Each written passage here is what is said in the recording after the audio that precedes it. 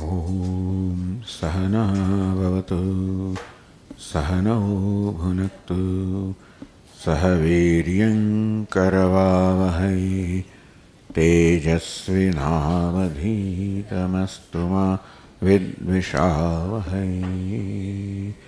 Om Shanti Shanti Shanti.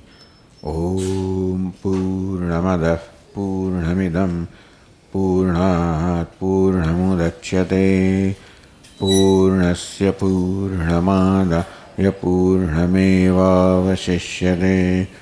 Om Shanti Shanti Shanti. Shruti Smriti Purananam Alayam Karunalayam Namami Bhagavat Padam Shankaram Loka Shankaram Shankaram Shankaracharyam Keshavam Badarayanam Sutra Bhashya Krutau Vande Bhagavantau Punah Punah Ishvaro Gururatmeri Murti Bheda Vibhagine Vyomavad Vyapta Dehaya Dakshinamurtaye Namaha. Chaitanyam Sarvagam Sarvam Sarvabhuta Guhashayam Yat Sarva Vishayatitam Tasmai Sarva Vide Namaha.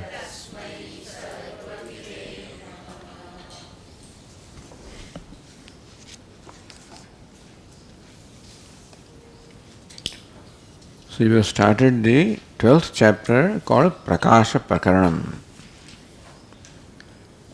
It is so called because the very first word of the first verse is Prakashastha. So it's called Prakasha Prakaranam. You see, there is an informal way of naming or nomenclaturing these chapters. The Tikakara introducing that says, Nanu, Adi Bhokta Priya Shabdokte Te Nirvishesha Brahma Swarupa Eva. As it was said in the previous chapter and previous verse, a Bhokta or the Atma, Priya Shabdokta, the one that is called Priya. Ukta, told by the word Priya, Bhokta is Priya. Nirvishesha Brahma Swarupa. This Priya or dear, who is the nature of Ananda or happiness, has no attributes. Happiness or Ananda has no attributes, no qualifications. Attribute may be there in the object which becomes the instrument or becomes instrumental in creating the experience of happiness. Happiness ultimately is the nature of self, and happiness itself has no attributes. It's nirvishesham and Brahma. So therefore the Atma, who is referred to by the word of Priya or dear, is the nature of Ananda and therefore Brahma, which is nirvishesham without attributes. This sarvo lokaha ahamiti atmanohanapi. Everybody experiences Atma. The Priya Ananda Swarupa Nirvishesha Atma is experienced by everybody. How? As aham, as I. Brahmahamiti kaham anubhavati. How come people do not experience anubhavati?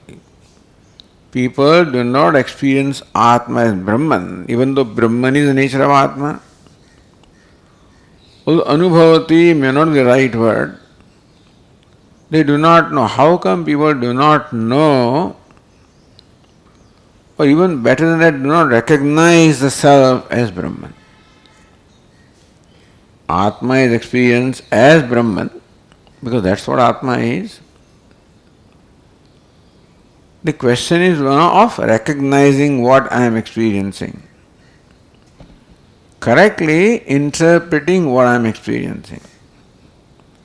How come do not recognize the true nature of what they are already experiencing? Iti ashankayam. When that ashanka is there, that doubt is there, question is there, padartha tattva parishodhana abhava aparadadeva. Because of aparada, because of offense of parishodhana, of clearing up the padartha tattva. So pada is tat pada, tvam pada, and what's the meaning is parishodhana abhadeva iti, or you should say viveka abhavad eva. The priya nirvishesha brahma swarupa atma is always experienced.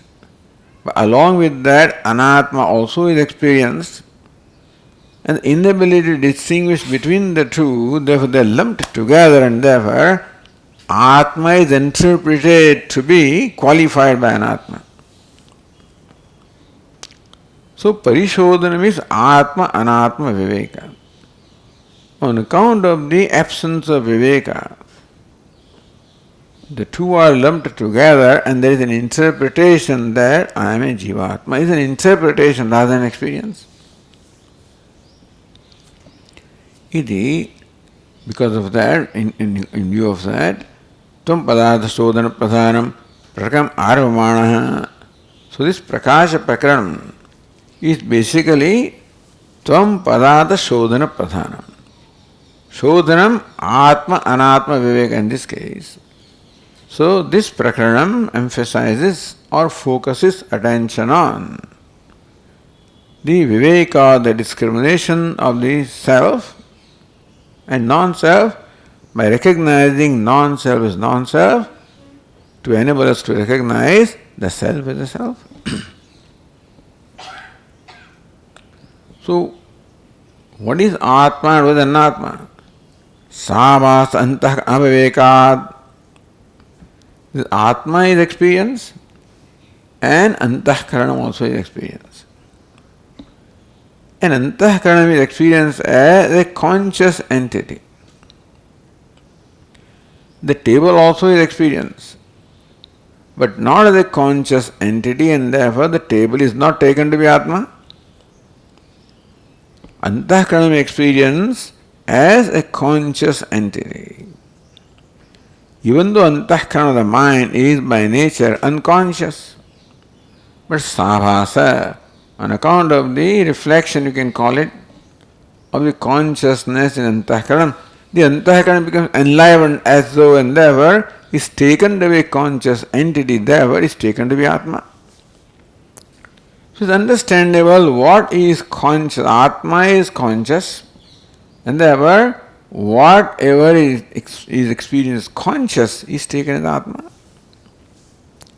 The Antahkaranam, even though appearing as conscious entity, is not conscious on its own, that its consciousness is derived from something else.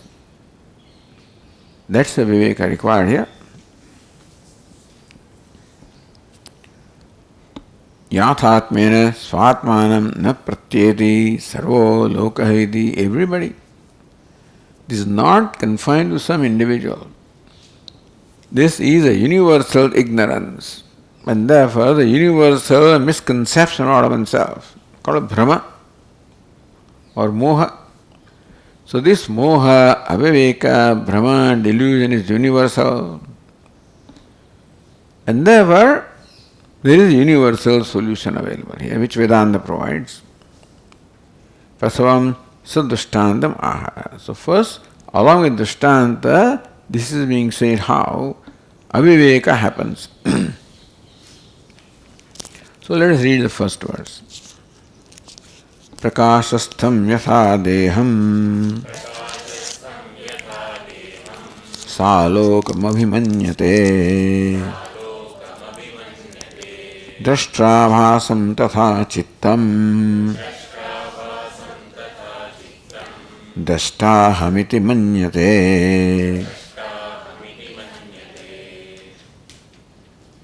Very interesting example. Deham, the body, any body. One's own body or any body as such. Prakashastham, Svita aloka madhyagatam, a body which is illumined by light, by sunlight, let us say, or any light. Salokam abhimanyate. It is assumed that the prakasha, the light, belongs to the body because we don't see light as such. The light can be experienced only when the light gets reflected in an object. Light everywhere. Where do we see? Only lighted object is what we see. And therefore the interpretation can be the light belongs to that object. Outside that object we don't experience light. Therefore the light belongs to object. The light is of the form of the object. Not recognizing that the form belongs to the body. When light is independent and illuminated, body is illuminated. So here is lumping together of the illumined and illuminated. Not recognizing that distinction, we think that the light has the form of the body. Drashtrabhasam chittam. Drashtu abhasam chittam. Similarly, chittam or antahkaranam of the mind. Drashtu abhasam. In the mind is abhasa, the reflection of drashtru, of the sakshi, of the witness consciousness.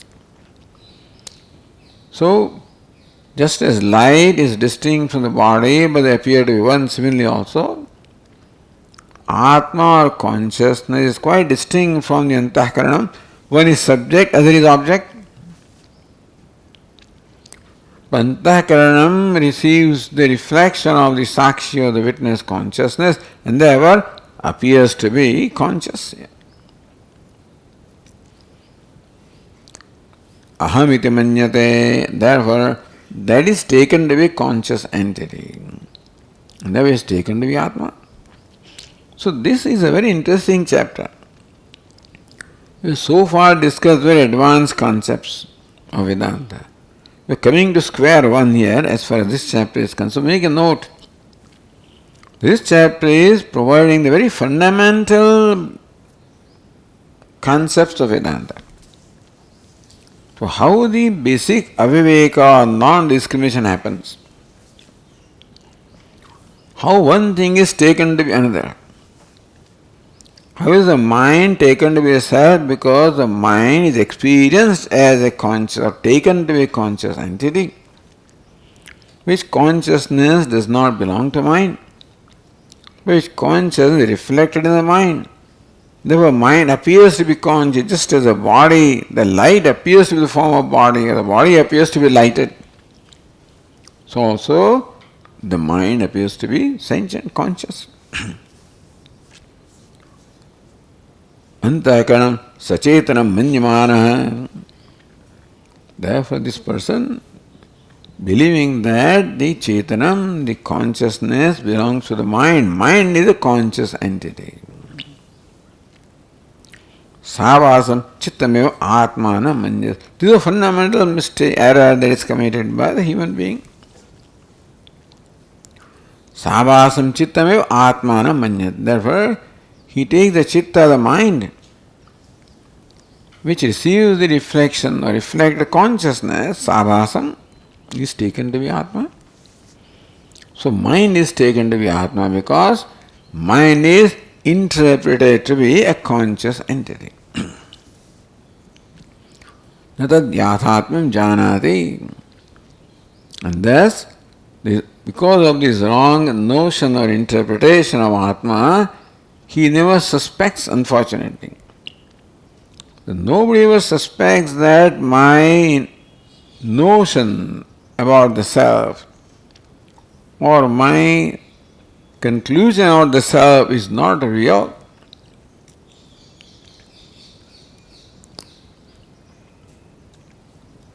and therefore अंतःकरण स्वभाव भोक्ता इति एवं अंतःकरण स्वभावविशिष्टम आत्मान अनुभवति लोकः. Antahkarana is kartru bhoktu. Therefore, because of taking antahkarana of the mind with oneself, one takes oneself with karta bhokta, which is the nature of mind. The shuddhamiti, anubhava is of shuddham, understand. Also anubhava is shuddha and ashuddha, both are experienced together. Shuddha means experience as a subject. Ashuddha is experience as object, and not being able to distinguish between subject and object, they are lumped together, taken to one entity. Therefore, the conclusion is kartaham, bhoktaham. Evam atmana sabhasantahkan aviveka muktva. First type is aviveka, inability to distinguish the Atma from Anatma, Sakshi from Sakshya, the Bimba from Pratibimba, the image from the reflection, the subject from the object. Tadvayana dehe paryantam avivekam darshayan. What happens is that mind becomes identified with the sense organs, with the prana, with the deham. And that's how the identification extends to all the layers or all the aspects of personality and up to the body.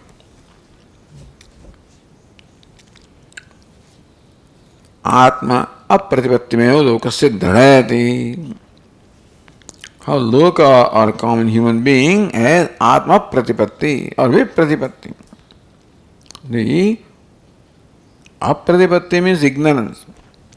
Vipratipatti is a wrong notion. The second verse says, Yadeva drishyate loke tena bhinnatvam atmanah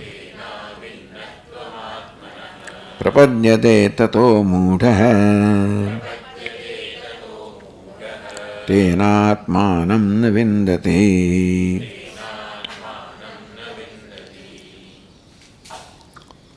Yadeva drishyate loke. With drishyate, what is perceived, which is an object of perception, object of knowledge, object of awareness,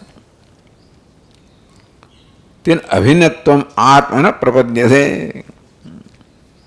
Moodha. When because moodha, deluded, moha means aviveka, lumping together.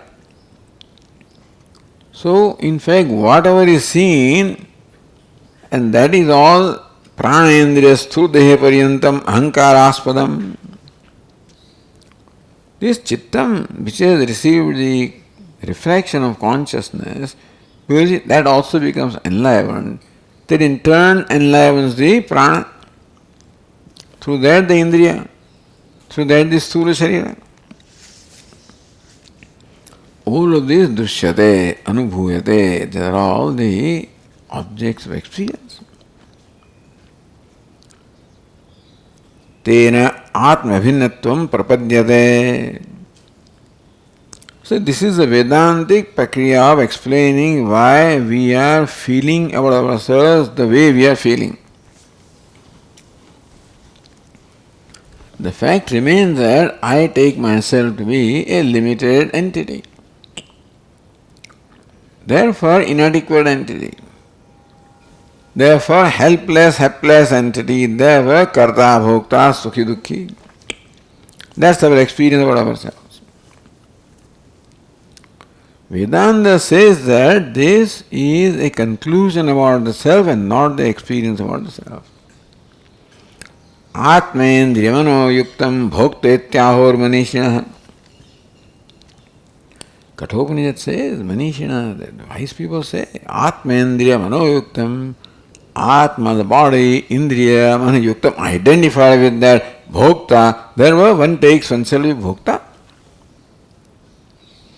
So this is everybody's experience that I am a karta, I am bhokta. There is no question about it.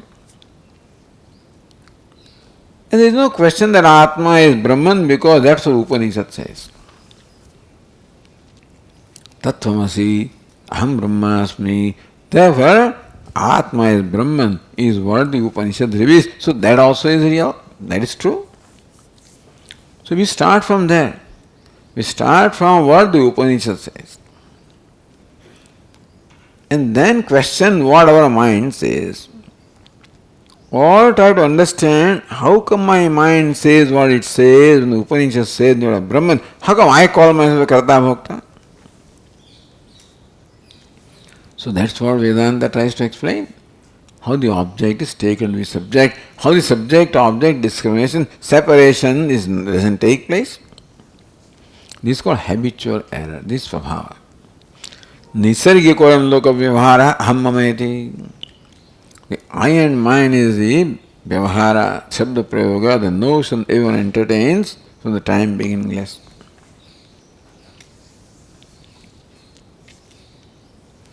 Chittadi deha paryantam.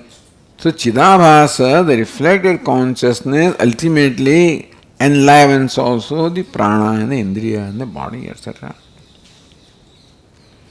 Tattasmad mudaha ten atman vindati. Therefore, mudaha. Muda means aviveki. So, aviveki. Dehadehe atmanascha anyonyam adhyasakarta. So the involved into adhyasa, the mutual superimposition between Atma and Atma, this is what this person, he doesn't do, that poor fellow. He calls him adhyasa, he is called adhyasa karta. He is doing adhyasa, superimposition. He doesn't even know. Adhyasa or superimposition takes place. Nobody does it. Nobody actually becomes ignorant. One finds oneself, ignorance is there, adhyasa is already an existing phenomenon, ongoing phenomenon. Because of it, one is mudha, deluded, meaning aviveki. Tena atmanam brahmatverna vindari. Therefore, one does not know Atma is Brahma. Uktamartham. To understand how this object-subject distinction is not done. How can you do this? What is object? How can it be taken to be subject? This pot is not object. I never take pot as myself. These objects, outside my body are objects. I know them to be objects. I never take them to be subject. That avivekana does not happen with object-subject. So how can aviveka or non-discrimination between the object and subject, lumping together objects, how can it take place? Drishtantena sadhayati. That is established with the help of a drishtanta. Third verse says, Dashamasya navatmatva Pratipattivadatmanah Drishyeshu tadvadevayam Mudho loko na chanyatha.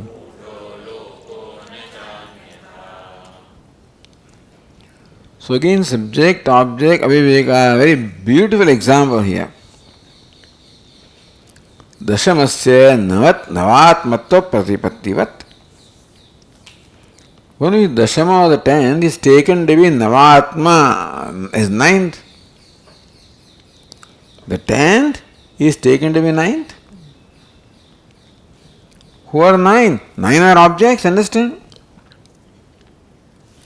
Who is the subject? Dashama. But how does it Dashama take him? He takes him to be Navama. So Navama is the nature of object, understand?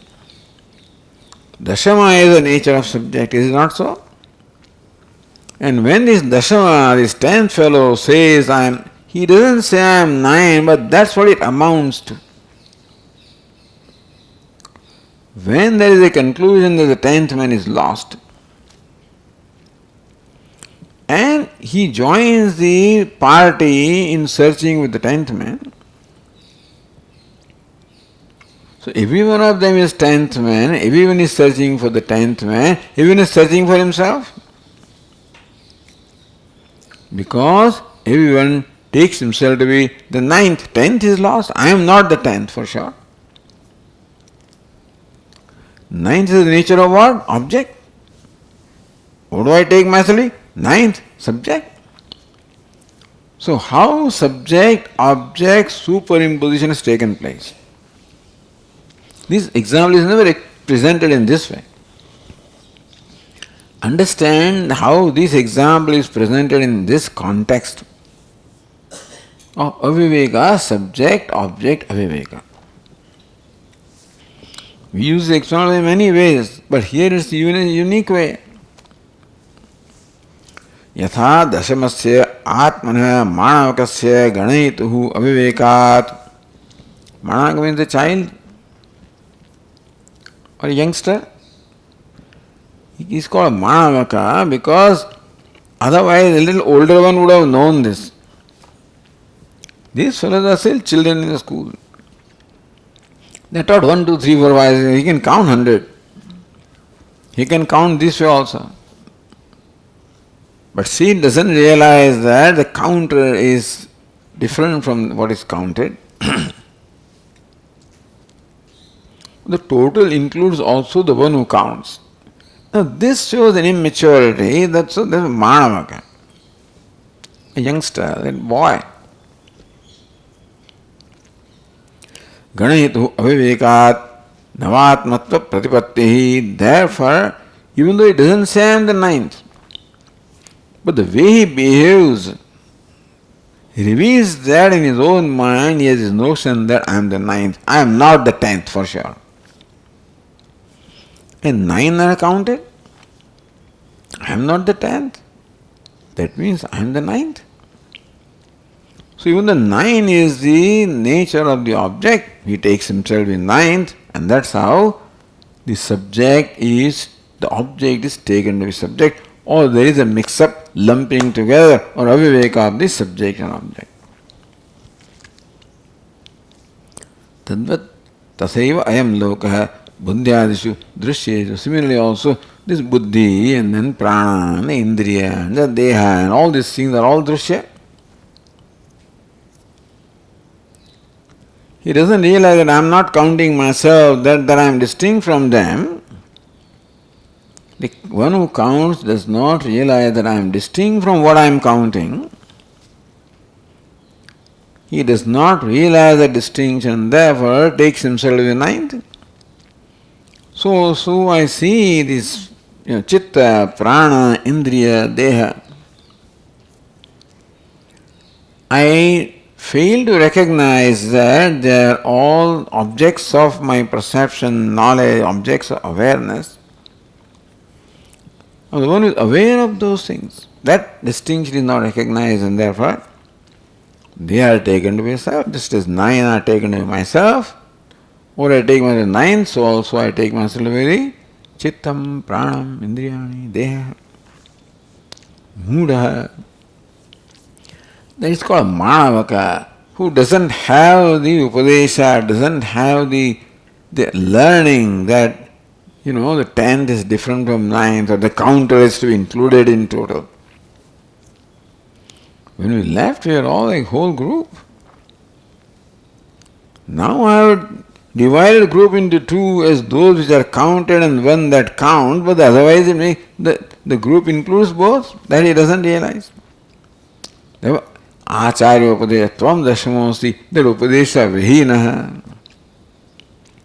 takes into the 9th. Similarly also, Upadesha Vihinaha Tattvamasi, he takes into this buddhi, indriya, prana, sharira.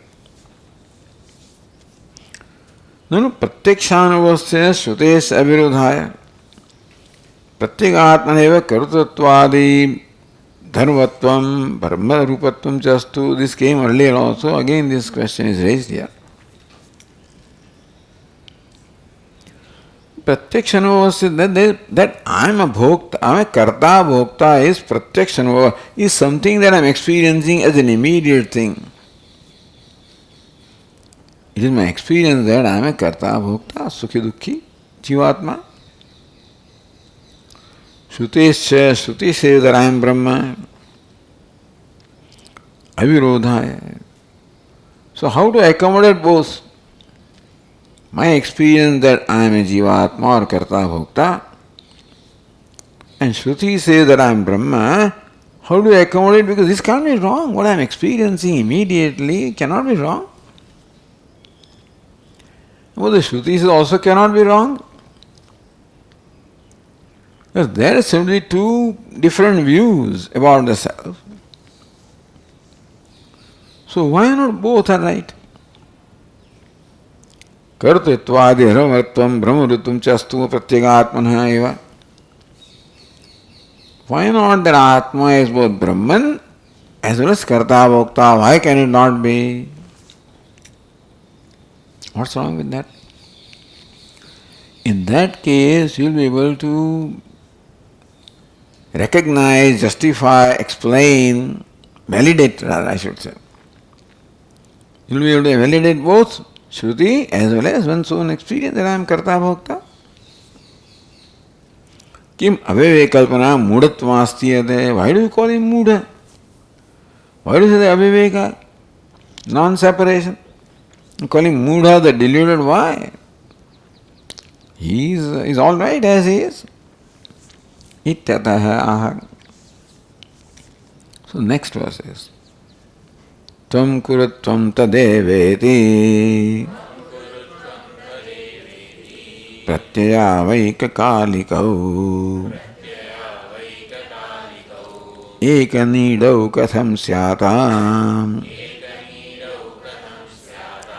viruddhau nyayato vada.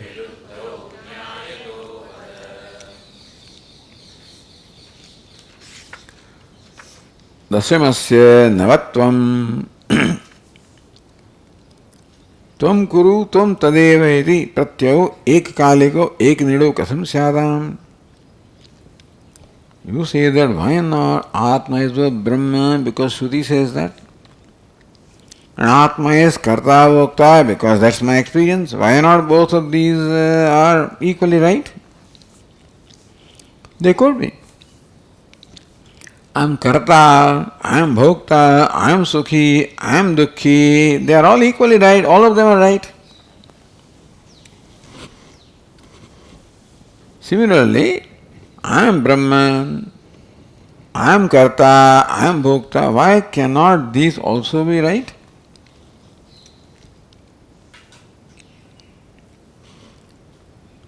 Viruddha. The problem is that these two are Viruddha. That I am Brahman and I am Karta Bhokta, both are Viruddha, mutually exclusive. Katham eka nidav syatam. Nida means ashaya. Katham eka nidav. How can these two mutually exclusive notions or thoughts or cognitions, how can these two mutually opposed cognitions obtain at one time in one location?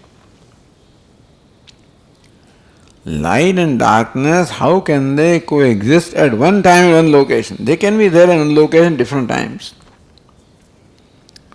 They can be at one time, at the same time in different locations. But light and darkness, mutually opposed, cannot coexist at one time in one location. Similarly, Aham Brahmasmi is light. Karta Bhokta, Aham Brahmasmi means I am free. Karta Bhokta, I am bound. Aham Brahmasmi, I am happy. Karta Bhokta, I am unhappy. So So these are mutually exclusive concepts. How can they coexist at the same time in the same place? Two things can coexist at the same time, same place. They are not opposed to each other. Two friends can be there in one place at one time. But a cat and mouse cannot be in one place at one time because they are opposed to each other. Light and darkness cannot be at one place one time opposed to each other. So freedom and bondage, that I am free and I am bound, I am happy, I am unhappy. These are mutually exclusive, cannot coexist. Ekanidav katham syatam viruddhav. Nyayato vada.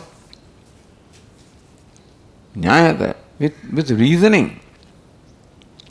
Please explain with reasoning. This is what it is. So we are asked, please explain with reasoning. How these two conclusions, that I am Brahman, or two cognitions, I am Brahman and I am Karta Bhokta, how can these two coexist at the same time, in the same location which is Atma? Atma is a location. There can be these two conclusions of two different entities. That can be. That I am Brahman can coexist with the mind Karta Bhokta, they can coexist. When they are in different ashrayas, different locuses, that can be. Or Ham Nitya Shuddha Buddha Mukta, all these can coexist in one Atma also if they are not opposed to each other. Well, the mind is Karta Bhokta, Sukha Dukha, they can all coexist in the mind also, in one location. But one location, Atma, how can the totally contradictory conclusions exist? They cannot exist in the mind also, that mind is Brahman and mind is Karta Bhokta also cannot be. And I am Karta Bhokta, I am Brahman also cannot be. So Nyayata, explain with reasoning. There cannot be reasoning because mutually opposed things cannot coexist in the same location at the same time.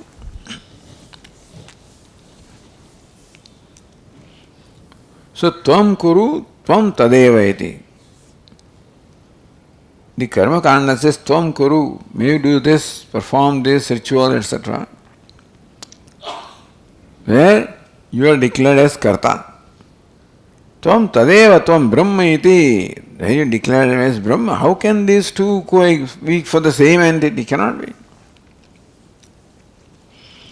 Ekakaliko Pratyo cannot be.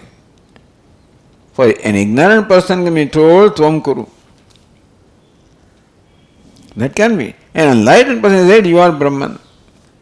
Then these two things are told to do two different entities or one entity at different times. In the state of ignorance, this person is so told, Tvam Kuru. When the person becomes Viveki, then is told, you are Brahman. So even though need or ashraya is one, at different times this kind of, or different states it can happen. But ekakaliko pratyo ekanido katham syatam, that you do this, that you are a Karta and you are Brahman, how can both of them coexist in the same location, namely Atma at the same time? Or the other way of explaining the Tikakara said, Yadva Shastracharyopadeshahina buddhyadi vaiparitjedana atmayathatvam na janati iti. So the early verse said that Mudaha, who is Muda? Shastracharya upadeshahina. Who devoid the upadesha or the teaching of the Shastra and Acharya, and therefore he doesn't know that I am Dashamaha or I am Brahman. Buddhyadi vaiparithyena atmayathatvam na janati. So buddhi is viparita jnanam, that aham karta bhokta.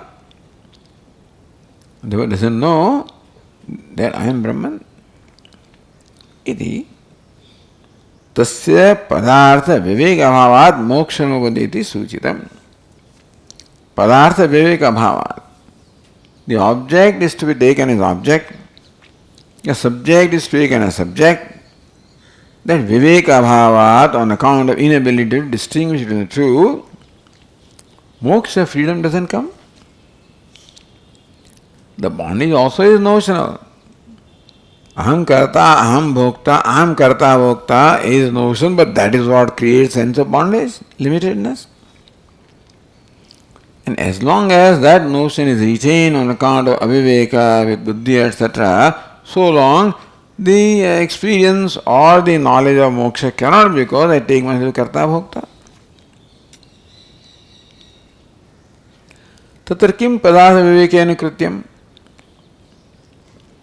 So what is the role that is played by padartha viveka? The object is object, subject is subject, that viveka, what is the role? Or what can it do? Shastrat brahmatve pratipanne sati brahmasmi iti prasankhyanadeva atma yathatmya aparokshad. Merely padartha viveka is not enough. Shabdat brahmatve pratipanne sati. By the Upadesha Tattvamasi, that you are Brahman. Brahmatve pratipan atmana, that I am Brahman, pratipannatve sati, even pratipanne, when I know that I am Brahman on account of this teaching, still by Shabda aparoksha jnanam does not take place. Paroksha jnana, Purva-paksha understand. Purva-pakshi says that simply by Shabda that you are Brahman, aparoksha jnanam does not take place. Paroksha jnanam takes place. To transform this aparoksha, then prasankhyanam, you have to repeat aham brahmasmi, aham brahmasmi, aham brahmasmi. Brahmasmi prasankhyanadeva. Prasankhyanā is jnana abhyasa. Abhyasa, repetition of jnana. What is jnana? Brahmasmi, brahmasmi. That jnana is to be repeated, then only it becomes aparoksha. That's the view. Therefore, atma yathatmya aparokshyat, aparokshyat, aparokshyat, moksha upadyate iti. Then only moksha is possible by aparoksha jnanam, which takes place on account of prasankhyanam or jnana abhyasa, repeating brahmahamasmi, brahmahamasmi. Iti prasankhyanam vedi avasaram ashankya. Then, therefore, there is a avasara, occasion of prasankhyanam vedi, that Shastra is telling you that may tvam kuru, may repeat aham brahmasmi, tvam tadevayati, that you are Brahman, you keep repeating that. That's what Shastra says.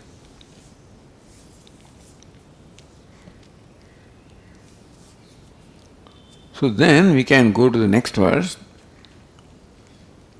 the 5th verse. Tarhi dukkhitwadi bhanena pratyaksha anubhavena shastrasya jnanasya bhadyat upattehe.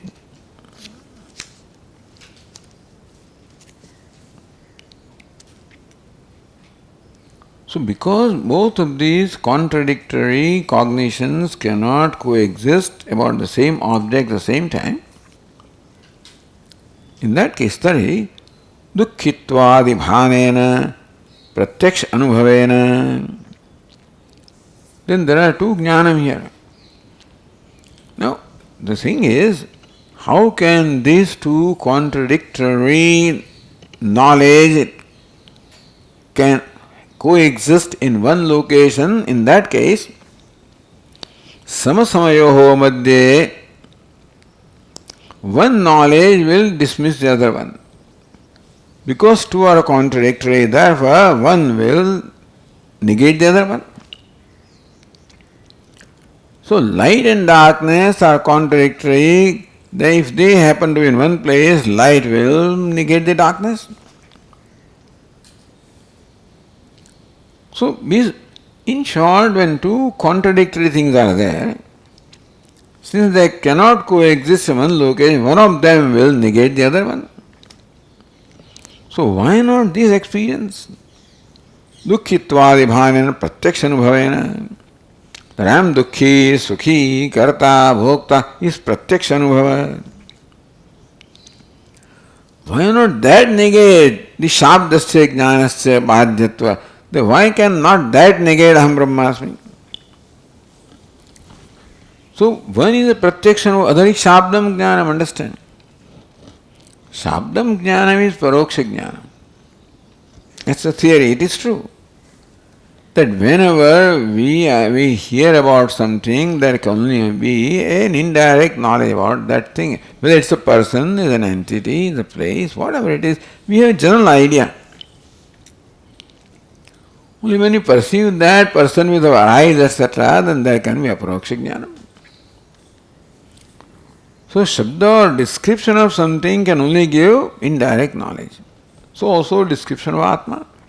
That we have Brahman is an indirect knowledge. That paroksha jnanam, why not that be negated by aparoksha jnanam or pratyaksha jnanam? Dukhyaham, sukhiyaham, kartaham, bhokta. Why can't this one negate that one? If they are both mutually opposed and one has to negate the other, why not this one negate that one? Pratyaksha anubhavena shabdasya jnanasya badhyato upattehe. You said that shabdam jnanam will negate the pratyaksha. Why not pratyaksha negate the shabdam jnanam? That also. So nyayatah. What is nyaya? Nyaya is that two mutually contradictory entities cannot coexist at the same time, same place.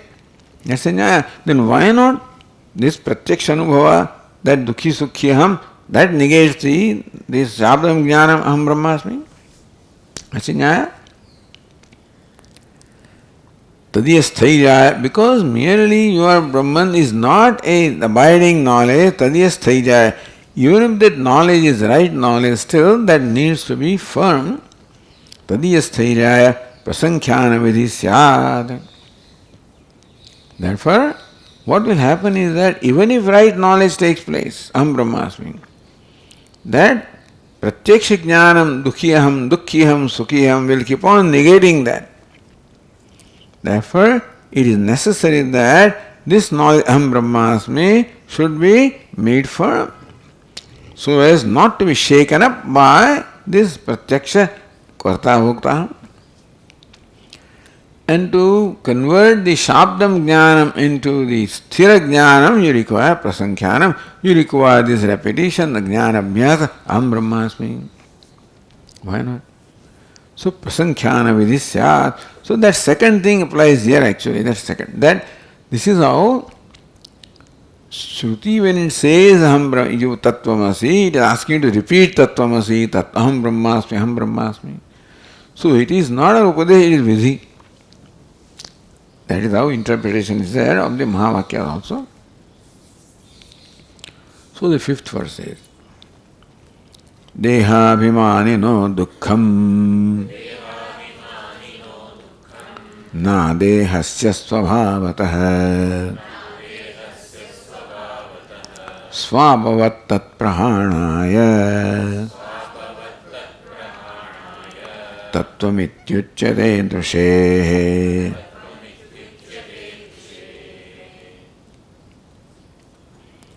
Dehabhimanino dukkham. Dukkham can be only for the one who is dehabhimani, one who is identified with the body or the upadhi. Na dehasya, one is free from identification, svabhavatah. So svabhavatah na dukkham. Atma experiences dukkham when Atma is identified with deha. Svabhavatah, by nature, Atma is not dukhi. How do you say that? Swabhavat.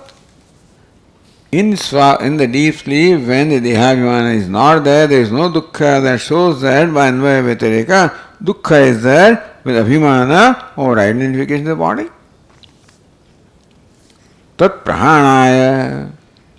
So Tattvamasi is not said for you to repeat Aham Brahmasmi. Tattvamasi is Tat Prahanaya, for eliminating, for removing, destroying that Dehabhimanam. Dukkham is not Pratyaksha Anubhava. Dukkha is an interpretation resulting from Dehabhimana. So dukkha is not the nature of Atma, therefore dukkha cannot be there if the identification of the body is not there. Therefore, Tattvamasi is being told for prahanaya, for removing, eliminating tat. So that Dehabhimanam, you have said, you are Brahman, you are not body, you are Brahman. So when they say you are Brahman, it is not for you to keep repeating that you are Brahman. Why? Because you take yourself something else right now. If I had no notion about myself, there is no question. But I already have a notion of Dehoham. Tat Prahanaya, that notion Dehoham creates all the dukkha. Therefore, dukkha Prahanaya, for eliminating dukkha arising simply from Dehabhimanam. If dukkha is the nature of Atma and I said I am dukkhi, that is understandable. Svabhavataha, by nature Atma is not dukkhi, therefore this notion is there that I am dukkhi arising from identification of the body. Therefore, to remove that identification, you said you are Brahman. So, what is the role of Upadesha? Padartha Vivekana kim tatra krityam? What does Padartha Viveka do? So, first was, why do you call him Mudha? Because of these two contradictory knowledge, they can coexist, they cannot coexist, logically. Alright, what does Padartha Viveka do? Even if suppose that you have to separate the Tat from Tvam or subject from object, what does it do? Itself cannot do because you still require to repeat that knowledge. So, no. Then, when you say you are Brahman, they are not asking you to repeat that knowledge, I am Brahman. They are asking you, hey, you are not Deha. Therefore, give up that notion. That is the Krityam. That is what this Upadesha, the Viveka Jnanam does. So the Tika says, Yadi dukkhittvadikam atmana swabhavikam syad. Dukkhittvadikam, dukkhittvadi, dukkhitvam, sukhitva, kartrutva, bhoktrutva, countless these different notions, changing every moment. Swabhavikam syat. If this was the nature of Atma, if Atma was dukkhi by nature, tada tanna jnanabhyasa shatena api nivartayitum shakyate. If dukkha is my nature, then dukkhitva is my nature, then even if I keep on repeating I am sukha, sukha swarupa, sukha, that would not do anything. Because no repetition or no notion, no thinking will change the nature of something. If by repeating Aham Brahmasmi, if Atma changes to Brahman, that's wonderful. Means Svabhavanam Vyavartet. This Svabhava of something can never change. If Dukkhitva was my nature, simply by repeating Aham Brahmasmi, that cannot remove the Dukkhitva. Jnanabhyasa shatenapi, that is prasankhyanam. What jnanabhyasa? This repeating 100 times also will not remove, eliminate the dukkha of the Atma. Why not? Why can't repetition do that? Jnanasya ajnanamatra virodhitvat. Jnanam can only do one thing, eliminate ajnanam. Light can do one thing, simply dispel darkness.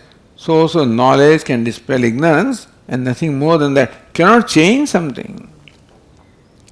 Light cannot impart a color. Light can't change something. Light will reveal what is. So Jnanam also will reveal what my nature is. It cannot change from Dukkhitva to Sukhitva. If Dukkhitva was my nature, regardless of thousand Upadeshas and thousand repetitions, it won't change. Jnanasya ajnanamatra virodhitvat. Knowledge only is opposed to ignorance. That's all. So ajnana virodhi, that's what it is. Jnanam is ajnana virodhi. It's opposed to ignorance. Ajnanam cannot be called jnana virodhi, but jnanam is ajnana virodhi. Tasacha tad vidhi prakara anarthaka. Therefore, Tattvamasi is a vidhi, let us say. That's the. Whether Tattvamasi is simply an Upadesha revealing a reality about you, or it is asking you to do something. So, one interpretation is that Tattvamasi, that thou art, is a vidhi, is an injunction, is a command to ask you to repeat Aham Brahmasmi, Aham Brahmasmi. That's the interpretation which can be. Sometimes, even though there may not be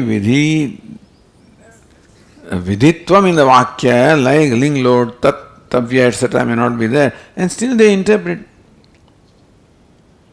Brahmacharyam charanti, bhikshacharyam charanti. So, bhikshacharyam chareyu, that's what Bhashyakara said, that is a vidhi Vakya.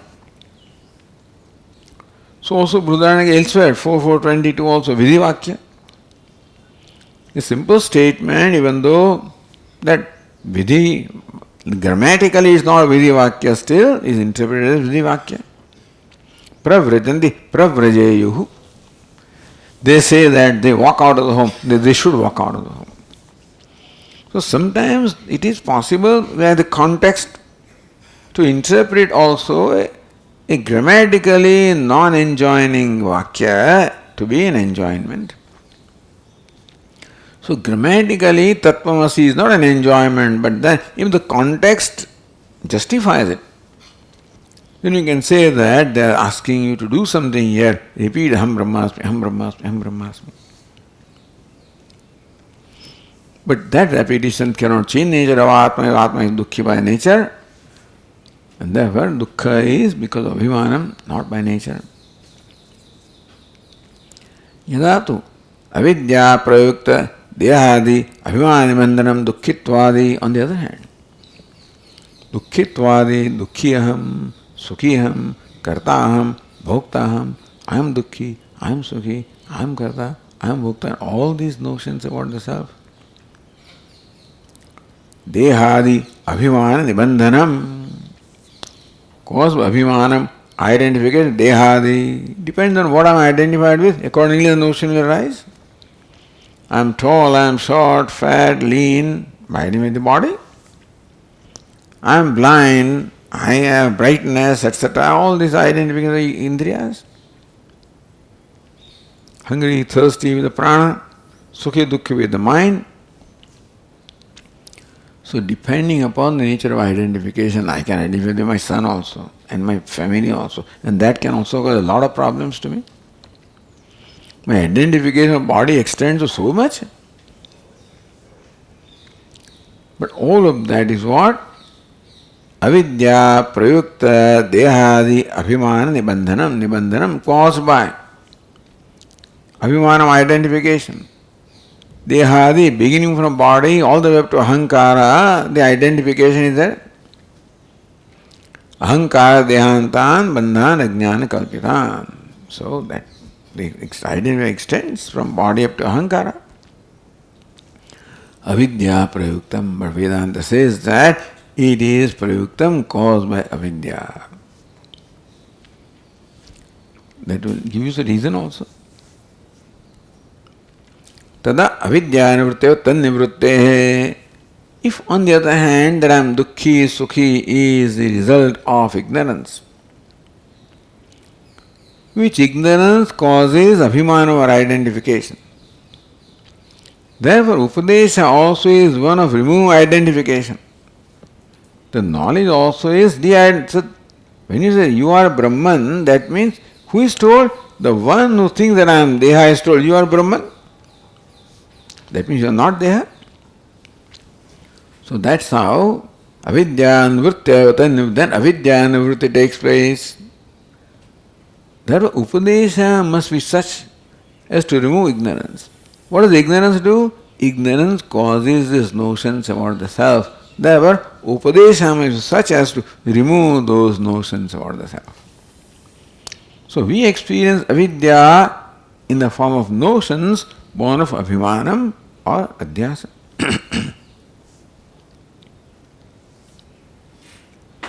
Therefore, dukkhitvadi tada avidyanavrutya nivrittehe. Dukkhitvadi, aham dukkhi, etc. can be removed or eliminated only by knowledge because the product of ignorance. Is product of ignorance, and ignorance has to go for you to become free from dukkha. Since dukkhitvam, etc. is a result of ignorance, therefore it can go by ignorance, not by repeating something, not by karma. Therefore, karma is all right. Is a means for antahkarana shuddhi, all right. Chitta shuddhi is all right. But then, na kinchit karma kotivihi. The jnanam can take place by vichara, not by karma. So by repeating, it cannot do anything. Avidyanavrittescha jnanamatra ayatatvad. Ignorance can only be removed by knowledge. Just as darkness can only be dispelled by light, so ignorance can be only removed by knowledge. Na karma avakasha iti. Therefore, there is no avakasha, no occasion here, no justification here for karma vidhi. So this is a very prevalent view on the part of the dualists who interpret these Mahavakyas not as revealing the reality, as asking to do upasana or something like that, some karma. So, but then, if jivatvam was a real thing, then karma has a scope. So that's what they think. When they take jiva and Ishvara as different from each other, or jiva is different from Brahma, so jivatvam is real. The real thing can be changed only by karma. That's why all these schools of thought based on jiva ishvara bheda or duality, they always prescribe upasana. So all their bhakti marga is upasana. Because you have to do something to change.